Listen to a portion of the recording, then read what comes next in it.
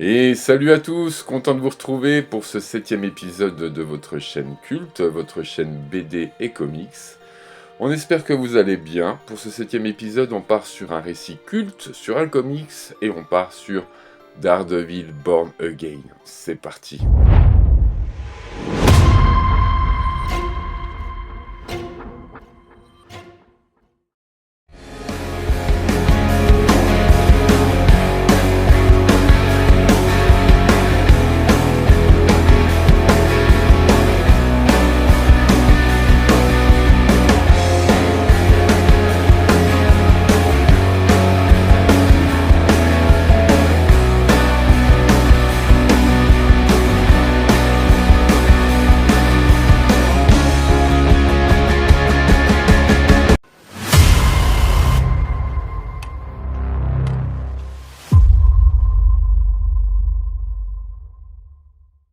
Salut à tous! Et salut. On est content de vous retrouver aujourd'hui pour l'épisode 7 sur votre chaîne culte. On espère que tout le monde va bien.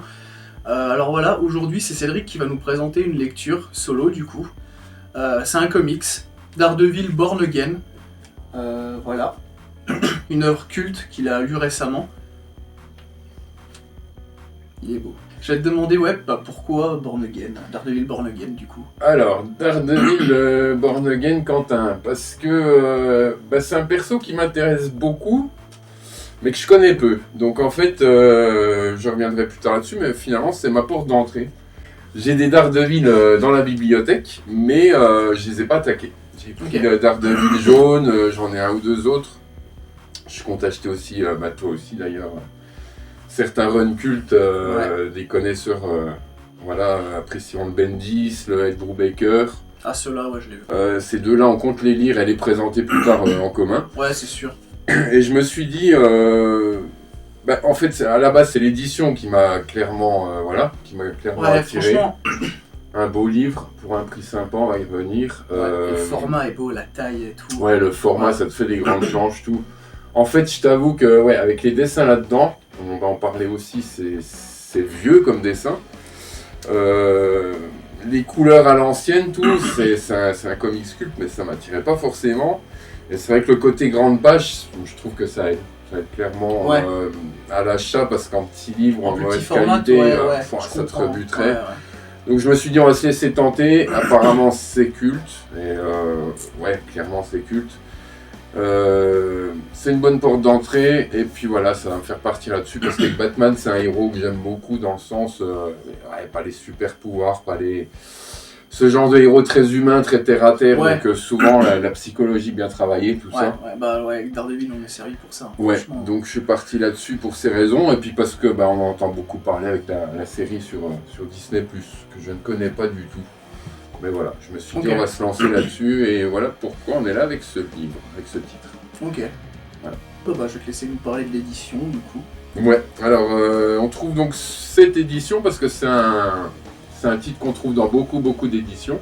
Donc il s'agit d'un comics évidemment, on trouve ce comics chez Panini. Ça a été paru le 5 mars 2025. On a 248 pages dans l'ouvrage. C'est du 20 cm 5 par 31 de haut. Donc vraiment une édition, ce qu'ils appellent édition prestige, c'est ce dos toilé. Donc vraiment la qualité, on a le dos qui est toilé ici. C'est vraiment beau. Voilà la petite couverture culte. Et là-dedans, donc ça contient les épisodes US de Daredevil, épisode 226 à 233. Voilà. Et ça a été précédemment publié dans l'omnibus numéro 2 de Frank Miller. Voilà, ce que tu trouves là-dedans. Donc, à savoir pour les gens qui auraient l'omnibus 2 de Frank Miller, vous avez ça, le contenu de ce titre qui est dans l'omnibus. Donc Frank Miller et Denis O'Neill au scénario, et pour le dessin on a David Mazzucchelli. Alors forcément Frank Miller, il y en a à qui on n'aura pas besoin de présenter cet homme-là. Très connu, il a fait des trucs vraiment cultissimes. C'est quelqu'un qui est producteur, qui a été dessinateur, qui a été scénariste, co-scénariste. Bon, dans les grandes lignes, on va faire le principal. Il a dessiné du Daredevil, ensuite il est devenu scénariste de Daredevil. C'est quand même le monsieur qui a créé le personnage d'Elektra, donc c'est pas rien non plus. Il avait fait le film Ronin. Il avait scénarisé ou produit, à vérifier, Robocop 2, Robocop 3. Il a produit 300. Voilà, donc ça vous dit forcément quelque chose. Et il a co-réalisé Sin City et le Sin City 2, Je veux mourir pour elle. Je crois que c'était ça le nom, hein, mais les deux Sin City. Ouais. Et c'est justement cet homme qui a introduit le noir et blanc, mais avec l'effet négatif. Dans Sin City, c'est ce qu'il fait en fait, si vous voulez. C'est du noir et blanc, mais le noir remplace le blanc et le blanc remplit l'ombre. Okay, c'est ce qui donne ce charme vraiment à Sin City, charme fou. Et pour les gens qui ont aimé Sin City, la narration, vous allez retrouver clairement la patte de Frank Miller là-dedans. Et on va y revenir, mais c'est un des gros atouts, je trouve. C'est ce qui en fait une lecture culte. Ouais, ok. Voilà, donc dans le genre truc culte, les deux partenaires, là, ils avaient fait Batman l'année 1. Ok. Donc qui est cultissime pour ceux qui connaissent Batman, c'est vraiment les débuts de Batman lorsqu'il était détective. Et c'est à peu près les mêmes époques, un comics qui traverse le temps, qui traverse l'âge, parce que c'est redoutablement efficace. Donc voilou, est-ce que j'ai tout dit? Ça se trouve à 28 €. On vous conseille comme d'habitude, Quentin et moi, d'aller chez le petit libraire du coin. Comme d'habitude. Voilà, les privilégiés pour les soutenir un peu, soutenir notre économie. Ouais. C'est toujours cool. Ouais. Et puis voilà, je crois que j'ai tout dit sur le livre. Bon, du coup, je vais te laisser nous parler du scénario, ce que t'en as pensé, et puis faire un petit résumé, quoi, si tu peux. Ouais, sans problème. C'est vraiment dans les grandes lignes, donc déjà, comme je te disais, Quentin, c'est vraiment une porte d'entrée qui est cool. Ouais. Parce qu'on arrive, on présente Matt Murdock avec la narration, en disant déjà qui il est, sa situation, où il en est. Okay.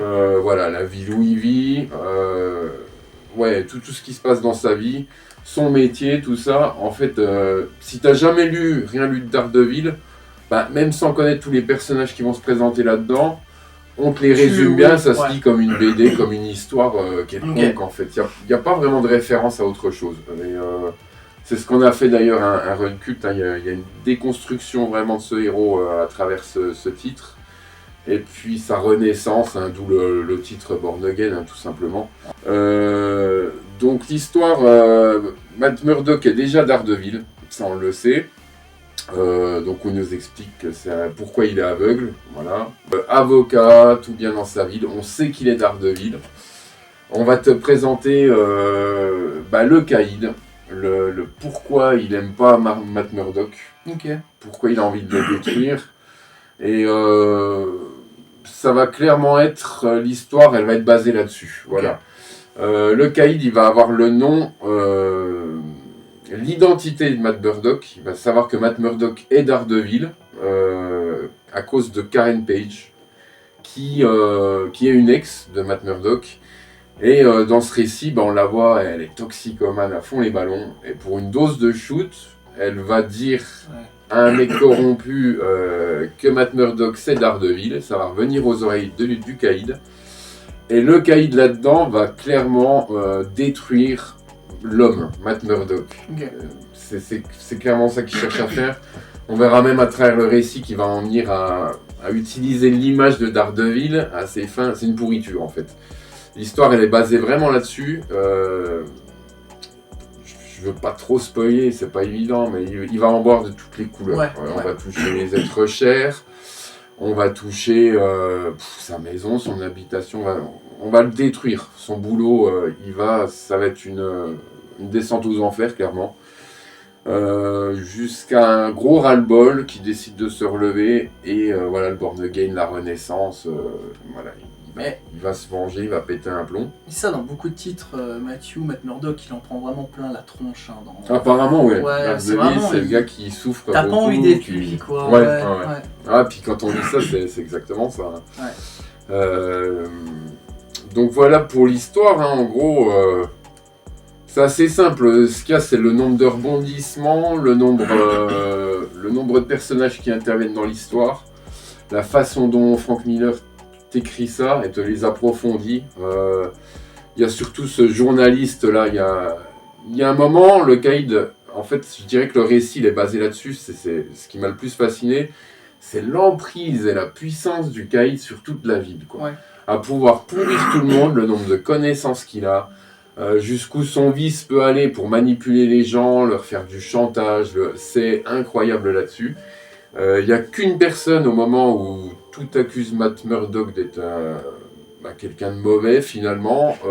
Il y a un journaliste, Ben Urich, c'est le seul homme qui n'a jamais douté de lui. Okay. Et qui tout le long, il a beau avoir tout le monde qui va...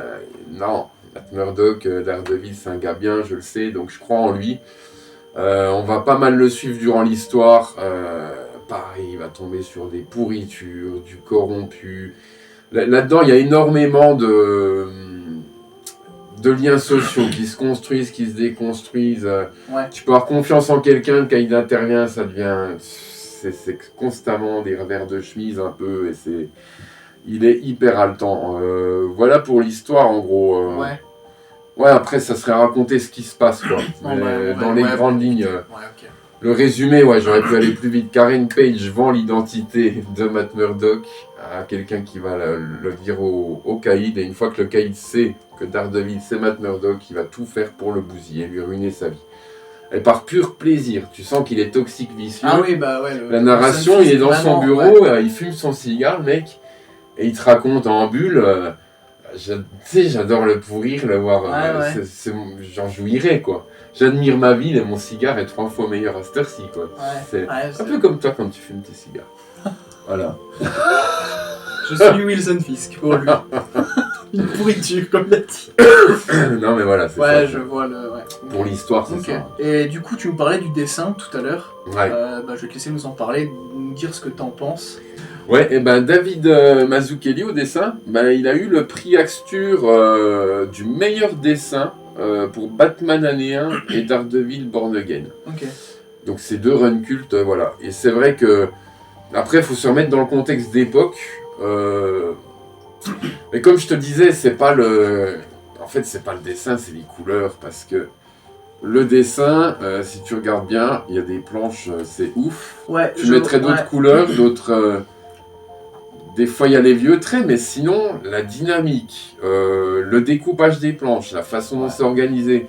Il y a des fois, on voit qu'il est aveugle et page par page, tu vois l'abattement de ligne du cœur. C'est hyper bien. Au niveau storyboard, c'est génial. Ouais, c'est ça, je trouve que les dessins sont vraiment beaux, mais c'est les couleurs qui me dérangent un peu plus. Couleurs, c'est à l'ancienne, quoi. Voilà. Par contre, pour l'époque, quand tu vois d'autres comics... par contre, oui, voilà. L'âge d'argent, hein. Avant les années 80, ce côté kitsch. Hein. D'ailleurs, tu vois quand il numérise la chemise, c'est le même motif, mais il n'est même pas dans les dimensions où... Par contre, les positions des gars, les visages, la profondeur des visages... Ça, c'est beau, tu vois. Ça fait vieille affiche un peu. Ça, tu le découpes, tu fais en cadre... Avec Stan Lee présente, en plus. Ouais. Stan Lee... Stan Lee qui a été producteur aussi. Ah ouais, Stan Lee. Faut pas oublier quoi, dessinateur, mais producteur également. Un grand monsieur. C'est dynamique, la peur, tu vois, les visages, puis vraiment le découpage, tu comprends, les planches, l'ordre, tu vois, tu mets des couleurs actuelles. Ouais, c'est ça. Le dessin des c'est juste les couleurs, parce que les dessins sont trop bien, Ouais, le dessin était super moderne, super... Franchement, le journaliste, il me fait penser à Gordon. Ouais. Son lien avec Murdock, c'est un peu Gordon et Batman. Ouais. J'ai trop vu ce parallèle. Ceux qui connaissent, vous savez de qui on parle, et dans toutes les adaptations ou autres, il a toujours un bon rôle, je trouve. C'est génial. Après, voilà, le dessin, magnifique. Je dirais que les couleurs, après, on s'y fait. À la lecture, c'est un monde. Tu voyages dans un vieux comics culte, mais... Une fois que tu es imprégné, tu as ta petite lampe allumée dans ton lit le soir, tu as l'impression d'être dans les années 80, tu vas me dire un truc sérieux. Ça aussi, je trouve ça bien, tu vois. Même l'odeur des pages, je sais pas, ça te modifie ta perception dans le cerveau, tu as l'impression d'avoir un vieux livre que tu as trouvé dans un placard, alors que c'est l'entre-neuf. Hein. Ouais, c'est ça, c'est bizarre. Hein. En tout cas, c'est ce qu'a rendu en partie l'œuvre culte, parce que ça, faut en parler quand même. les dessins hyper avant-gardistes, des traits noirs plus violents, des dessins plus violents, et le texte plus mature et violent. Ouais. Là-dedans, Karen Page, prostitution, elle vend son corps pour certaines faveurs, elle vend son âme pour de la drogue, il y a de la picouse, ça parle d'héroïne. T'imagines, à l'époque, l'ultra-violence que c'était, quoi. Ouais. Et à l'époque où le comics était quand même plus destiné à adolescents, un peu, il y a eu un avant et un après ce comics. C'est pour ça que culte dans l'histoire du comics, parce que d'ailleurs certains le qualifient d'un meilleur comics de tous les temps, quoi. Donc, sans dire meilleur Daredevil, hein, vraiment comics. Ouais. Et c'est vrai que à sa lecture, je comprends. Même il y a des trucs actuels tellement plus gentillets, superficiels, enfin pas mal écrits, mais superficiels dans le sens. T'as une histoire bim bam boum, mais le côté profondeur perso et tout, tu le retrouves dans certains Batman où t'étais vraiment dans l'histoire, tu t'attaches grave au perso. Moi j'ai lu ça comme un roman au point de te dire que si je faisais pas des pauses en me disant je vais regarder le dessin, ben je bouffais bulle après bulle et il n'y a plus que le texte. Ouais, je vois. Tellement t'es dedans comme dans un roman. Mais Frank Miller a une façon d'écrire. Ceux qui ont aimé la narration de Sin City, le film, c'est pareil. Tu vois des scènes combat, tu vois ses pensées sur la femme qu'il aime. Et c'est écrit, mais ça te raconte du violent, du noir, du lourd, mais en poésie. Ouais. Il va te comparer un combat à la brume du matin. Je sais pas, il y a un truc... c'est magnifique. C'est magnifique. Et oui, ça a élevé le rang des comics à des œuvres plus matures, adultes, au niveau du texte, du dessin. C'est pour ça qu'on dit qu'il y a eu un avant et un après. Et puis d'autres écrivains, des gens par la suite, des runs, d'ailleurs Bendis, Brubaker, il me semble qu'ils reprennent des bases. En fait, il y a certaines valeurs et choses qui se passent dans cette histoire qui sont restées dans le monde de Daredevil par la suite, qui ont été gardées même dans les modernes. Ouais. Donc, run culte pour plusieurs raisons finalement. Et non, je le comprends. Moi, j'ai lu par contre le Batman année 1. C'est vrai que le style de dessin, la profondeur, je me dis ça devait être une belle époque quand même. Ouais, je pense. Les gars qui étaient dans le comics, ils devaient se dire, mais sur quoi on tombe? Tu vois, s'il y a eu du Trekkie juste avant, parce que c'est vrai que les premiers vieux comics, t'avais 50 super-héros qui se mettaient sur la gueule, beaucoup de grosses bulles, bim, bam, pouf. Ouais, c'était pas très développé, tu vois, côté... Ouais, là d'un coup, quand il tombe un truc pareil. La caractérisation des persos, tout c'était léger, tu vois, et ça, putain, je me dis, pardon. Petit putain. Bon. Beaucoup de gens considèrent, ce qu'il y a eu dans le Silver Age, donc avant les années 80, t'es pas obligé de mettre le nez dedans. Ok, ouais. Que ça, des Daredevil Born Again, c'est... Si tu t'intéresses à Daredevil, ou même celui qui collectionne le comics, c'est un run à lire, quoi. Okay. Si tu t'intéresses au perso au comics, si vraiment t'as envie d'une bibli, qui a des pièces d'histoire ou quoi, t'es obligé d'y passer. Même pour l'histoire, je trouve que... En porte d'entrée, ça a été parfait. J'ai vraiment kiffé. Ouais, une bonne porte d'entrée. Ah ouais. Simple, les persos principaux. Ouais, tu t'es pas... Le truc vraiment central, c'est vraiment la haine du caïd contre Murdoch. Et puis cette jouissance... Il y a plusieurs fois, il a failli mourir dans le truc. Et vraiment, il s'en sort toujours limite. Et cette renaissance... t'as l'impression que ça fait naître en toi, tu sais, ce truc qui te tient au tripes, qu'on retrouve dans Batman d'ailleurs. C'est toujours bien écrasé pour vraiment ressentir le phénix. Pour moi, c'est un peu le phénix qui renaît de ses cendres. C'est clairement ça. Donc, non, super. Et du coup, tu devrais noter cette œuvre en note globale, dessin compris, scénar. Puis ton ressenti pour une porte d'entrée. Après, ça va vraiment dépendre de la personne, si elle est trop réticente ou pas. Mais après, je suis la preuve vivante que t'étais avec moi quand je l'ai acheté. Oui. Il se souvient des heures à devenir fou, donc je suis le premier que les dessins... moi aussi, de base. Putain, 28 balles, c'est quand même un budget de nos jours. Quand t'es pas riche, c'est un budget. Et vous pouvez lui demander, je l'ai posé, repris dans les mains 30, 40 fois. Ouais, c'était vraiment les dessins qui bloquaient. Et ce que je peux comprendre, j'étais pas... Je me disais, la couverture là, elle est folle. Et les dessins, les couleurs, je dis, mais... Moi, Frank Miller, j'ai des souvenirs de films, mais des œuvres, Bah si, du coup, année 1, je savais pas que c'était lui, donc j'aurais lu ça. Mais sinon, je crois que j'ai rien lu d'autre de lui pour l'instant. Hein. Il me semble qu'il y a des aficionados et d'autres qui aiment moins. Et du coup, à se partager, je suis allé vers des auteurs où les gens souvent se... Ouais. Moi, on me parlait souvent Rick Remender, j'ai découvert par Sacrifice, j'ai adoré. Le tome 2 sort ce mois-ci, ça me hype trop. L'écriture, tout, le gars, je suis amoureux de Rick Remender, comme je suis amoureux de Tim Sale en dessin. Où, j'ai trouvé un auteur, je sais que peu importe ce qu'il va écrire, les yeux fermés. Ça va être ça va être quali. Parce qu'il y avait une patte, c'est pour ça que je te demandais, Tanyon, parce que tout le monde dit qu'il a une patte et qui fait que si t'aimes, tu vas tout aimer de lui. Une patte ou un génie dans ses scénarios, hein, je sais pas. Hein. Je sais pas comment il écrit, mais... Ah, c'était ouf. Ouais. Je vais pas reparler de ce chef-d'œuvre, mais bon. Non, et ouais, du coup, Miller, j'ai kiffé, du coup, pareil. C'est pas le côté poétique, c'est le côté... cette narration à la Sin City. La façon de parler d'une femme, la façon de parler de la ville enneigée, mais vraiment, la façon d'écrire, de toute façon, dire. Hein, c'est une œuvre culte, c'est la lecture comme le dessin, en soi, c'est top de chez top, et je mettrais 9 sur 10. Ok. Après, et encore pour dire qu'il est parfait, parce qu'en soi, je suis sûr qu'on n'appelle pas ça cultissime pour rien, ça devrait être un 10 sur 10, un must-have. Must-have, ça c'est sûr, un incontournable. C'est surtout à qui je recommande en fait. Ceux qui aiment Daredevil, ils peuvent y aller. Ceux qui veulent découvrir Daredevil, si le dessin vous répulse pas, et le dessin est très beau, je vous dis, c'est les couleurs un peu synthwave des vieilles années, c'est kitsch. On croise un bleu EDF avec un rose bien flash.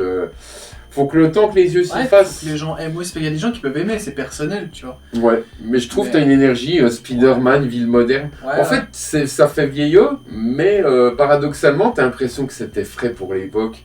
T'as l'impression que ce Spider-Man, le New York tout frais, tu sais, quand tu vois le Matt Murdock dans son petit appart, les couleurs toutes kitsch, si t'es des années 80, ça te choque même pas. Ouais, voilà, il y a ça aussi. T'as l'impression de retrouver de la nostalgie, je sais pas. À moins d'être vraiment rebuté par les dessins, en porte d'entrée, génialissime. Moi je dis génialissime. L'Al-Qaïd, je le déteste. C'est réussi ça du coup. Ah, la crevure. La crevure quoi. Ça montre beaucoup le visage des gens et ce que ça peut cacher derrière. Et comme quoi la vie fait pas le moine, ça c'est quelque chose qu'on retrouve dans ce livre. Il y a des gens, tu te dis, oh, tu vas te méfier, puis final, Ouais, c'est ça. Et t'en as qui paraissent. Et puis, putain, chaud quoi. Mais voilà, ceux qui s'intéressent, qui sont pas rebutés par le dessin, foncez. Ceux qui aiment Daredevil, qui veulent une pièce culte, foncez. Les collectionneurs qui veulent des comics d'exception, des runs cultes qui ont marqué l'histoire, foncez. C'est pour ça que je pourrais l'acheter. Ouais. Juste pour l'objet en lui-même. Ah, puis même Daredevil, en porte d'entrée avec les runs qu'on va acheter, je trouve que ça fait un excellent début. Mais c'est pour ça que d'ailleurs, les gens qui connaissent Daredevil qu'à travers la série, je pense que ça, vous allez aimer, puisqu'il y a des différences de ce que j'ai entendu. Ouais. Parce que moi, j'ai regardé la série, du coup, j'aime vraiment l'acteur, Daredevil, etc. Mais il y a des choses qui ressemblent, forcément, il y a les personnages. Mais il y a aussi elles sont fortement inspirées. Il y a les différences, donc c'est vraiment cool, je trouve. Donc, parce que je t'ai raconté la scène du taxi, à peine modifié sur certains trucs, entre la prise de vue et le comics.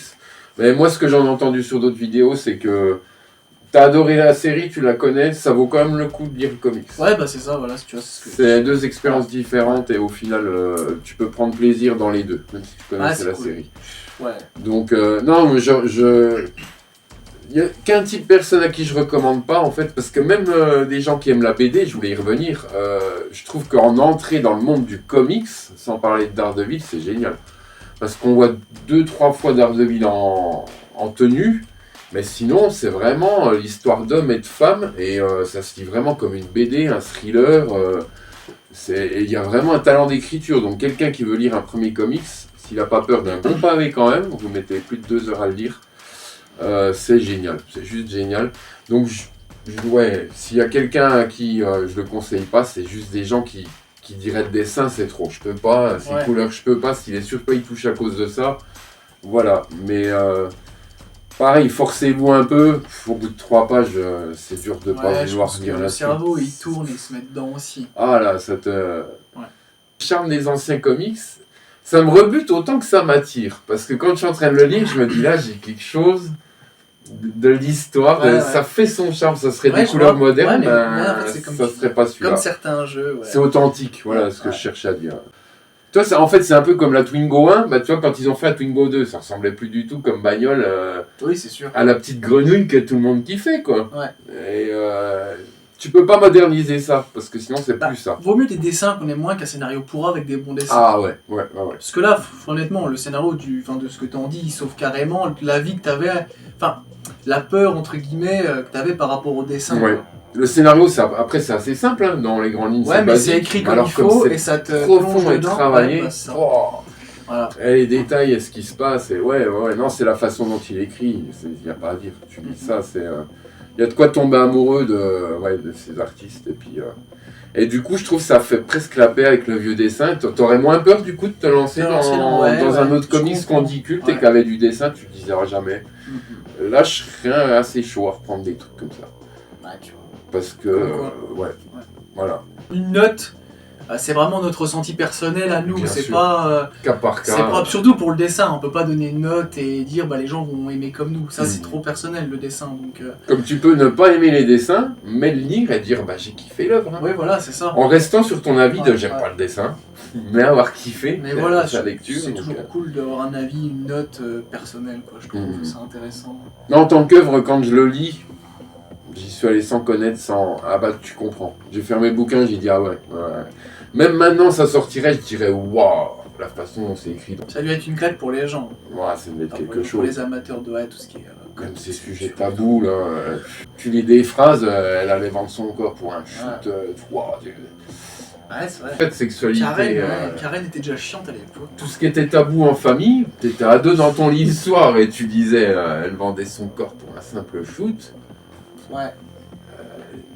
Tu devais te poser des questions, t'en avais jamais parlé avec tes parents à 14 ans. Karen, l'histoire qu'ils ont fait autour d'elle quand même. Soit dans elle celui-là ou ailleurs, c'est ouf. Il y a énormément de sensibilisation par rapport aux femmes. La Karen, là ça spoil rien, mais elle tombe sur un gars qui la bat, elle tombe sur des gars pour la faire voyager, il faut qu'elle offre son corps, qu'elle tourne des films, tu vois le genre. Elle ramasse tout le long, elle ramasse tout du long. Vraiment histoire sombre, Karen, dans cette œuvre, je trouve. Et il y a son amour pour Matt Murdock et elle veut le retrouver. Donc elle se donne encore plus parce qu'elle a tellement toxico dans son truc et en mauvaise santé. Elle pense plus que l'idée de Matt, le retrouver. Et après, les moyens qu'elle a, quoi. Elle prend cher, quoi. Hein. Et ça, peut-être même à l'époque, dans le contexte, peut-être pas qu'on en parlait beaucoup des femmes battues, des choses comme ça. Je pense pas, non. Tu vois, ça doit être des sujets tabous aussi dans les familles. Je pense pas. Elle te fait rentrer en compassion avec elle. Et du coup, t'es... Ouais. Il fait beaucoup cogiter sur la société, sur l'humain. Moi, je l'ai pris comme un comics, mais comme certaines BD aussi. Ok. C'est pas le super-héros, c'est même sa déconstruction, le réduire à néant. Et, ça a l'air intéressant, franchement. Moi, en plus, qui connais un peu Daredevil quand même, il y a d'autres récits ou la série, ça me donnait envie quand même si je connais quand même bien le personnage, tu vois. Donc, puis voir la force comme ça peut venir de l'amour, du sentiment d'injustice. Ouais. T'as deux doigts de crever, mais non, je peux pas laisser faire. Cet élan, on parle beaucoup aussi de... Enfin, on parle pas trop de religion, mais elle apparaît... la foi, on va dire la foi. Il y a la religion chrétienne, mais c'est surtout la foi qui est mise en avant par cette bonne sœur qui va la relever. D'ailleurs, même son côté, le diable des mondes de Hell's Kitchen, c'est un peu... Il est catholique, mais c'est ça, là je cherchais le mot paradoxe. Mais c'est un peu ça, hein. Daredevil, pas de bien sans mal, pas de mal sans bien. Voilà, ouais. Moi je trouve qu'il y a ce truc qui ressort. Il est vraiment bien écrit ce perso. C'est fou. Ah bah moi avec Batman, j'aime Hulk aussi, mais j'en ai pas encore assez lu pour savoir si c'est mon chouchou. Ouais, moi Daredevil Batman, sans déconner. Daredevil Batman, c'est... Il y en a beaucoup qui disent que Daredevil, c'est un peu le Batman, entre guillemets, de chez Marvel, quoi. C'est un peu l'opposé de Superman. Quand, tu sais, il y a beaucoup de gens qui aiment pas Superman, justement à cause de ce côté trop hacké, trop... un peu patriote et tout. Ouais, puis trop impossible à détruire, trop fort, trop invincible. Oui. C'est pour ça que certains auteurs l'ont quand même bien affaibli, notamment dans le Infinite, je crois, si je dis pas de bêtises. Mais c'est l'opposé, le Daredevil. Hein. Ouais. Daredevil, même Batman, c'est des gens qui prennent cher, qu'on voit se reconstruire, qu'on voit avec des en fait, on les trouve bien, mais on n'a pas envie d'être eux, quoi. Tu vois, je préfère la vie de Superman que la vie de Matt Murdock. Ouais, mais je trouve qu'on se sent plus proche d'eux. Oui, mais justement... Dans leur souffrance, leur faiblesse, par rapport à leurs épreuves, je pense. Et ça reste des hommes, quoi. Ben ouais, ça montre aussi qu'un homme, c'est fragile aussi. Ouais, puis c'est pas des surhommes, tu vois. C'est vrai. Et peut-être que t'es aussi là, tu peux plus t'identifier à un mec... Ah, puis les moments durs dans ta vie, tu t'identifies plus à des gens comme ça qu'à Superman, un machin. Après, faut voir, dans Kryptonite, il paraît vraiment cher, mais c'est pas encore lu.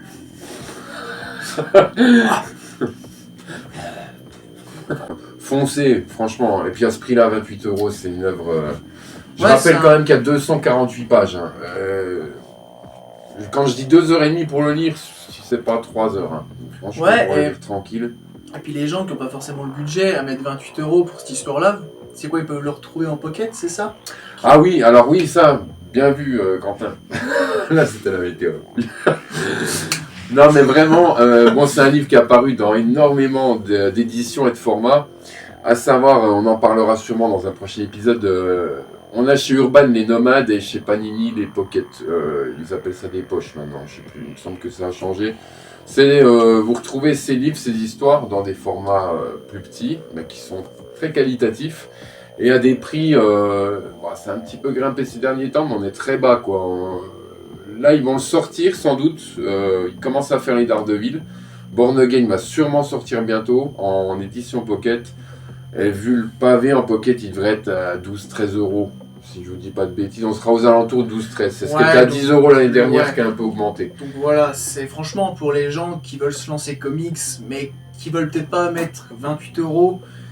Enfin, on risque de pas aimer, c'est peut-être plus abordable. Ouais, voilà, s'ils veulent déjà tester qu'un petit pocket. Oui, cool, carrément. Franchement, Carrément. Non, ça c'est obtenable dans plein d'éditions, donc forcément. Moi, la seule porte d'entrée que je regrette peut-être pas avoir lu avant, c'est le Daredevil jaune. Je me dis, celui de Team Cell, t'as pas encore trop apparemment le Caïd, si je dis pas de bêtises, je l'ai pas lu, mais je l'ai en grand format aussi, il est emballé. Ça c'est culte aussi, Daredevil jaune. Il est emballé.